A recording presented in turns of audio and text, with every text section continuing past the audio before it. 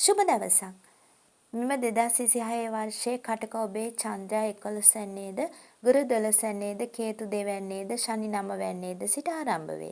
මෙම වර්ෂය ඔබට බොහෝ යහපත උදා කරන වර්ෂයක් වනු ඇත. මේයින්ද වර්ෂයේ මුල් කාලයට වඩා පසු කාලයේ ඉතා යහපත් වනු ඇත. ජූනි 2 වෙනිදායින් පසු ඔබේ ජීවිතේ වඩාත් කලඑළි වනු ඇත.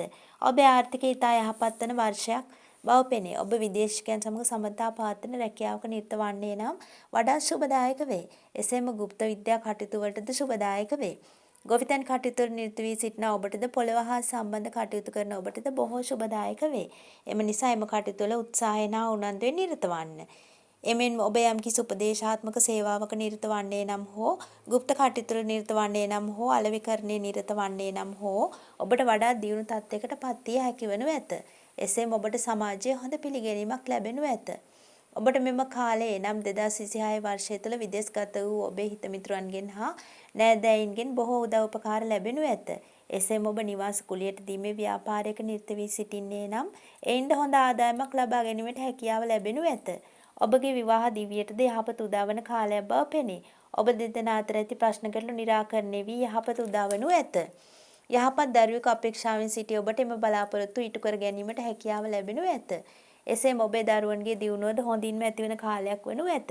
ප්‍රේම සම්බන්ධතාවල නිරත වන්නා වූ ඔබටද වඩා ශුභදායී බව පෙනේ. ඔබේ ප්‍රේමයේ මල්ඵල ගැන්වෙනු ඇත.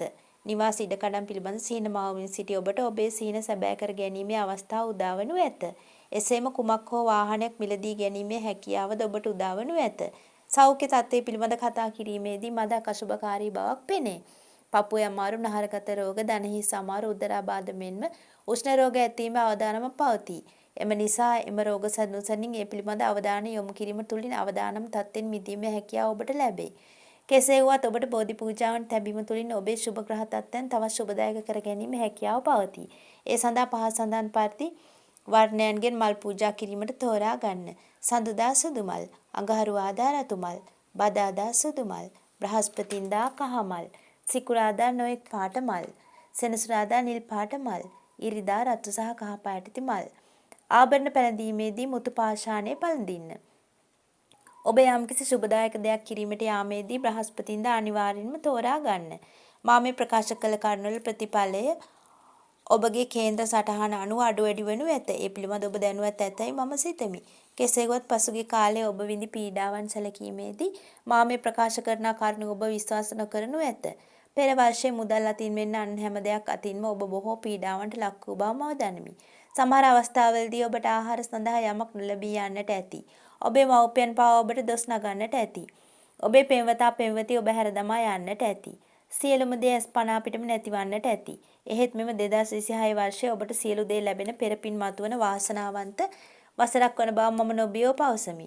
උත්සාහයෙන් හා උනන්දුවෙන් යුතුව තමා ජයග්‍රහණය කරා යන බව සිතන්න ඔබියව කටයුතු කරන්න. අනිවාර්යෙන්ම ඔබ ජය ගනු ඇත. තවදුරටත් ඔබේ පෞද්ගලික කේන්ද්‍රය පරීක්ෂා කර ගැනීමට අවශ්‍ය නම් මට WhatsApp පණිවිඩයක් යොමු කරන්න. ඔබේ කේන්ද්‍රය සතියක් ඇතුළත පරීක්ෂා කිරීමට මම පොරොන්දු වෙමි. මා මේ ප්‍රකාශ කළ කරුණු ඔබට යම් පමණකට හෝ ප්‍රයෝජනවත් වූ අය සිතෙන්නේ නම් ලයික් කරන්න, කමෙන්ට් කරන්න, සබ්ස්ක්‍රයිබ් කරන්න, ෂෙයා කරන්න. ඔබට බුදු සරණයි.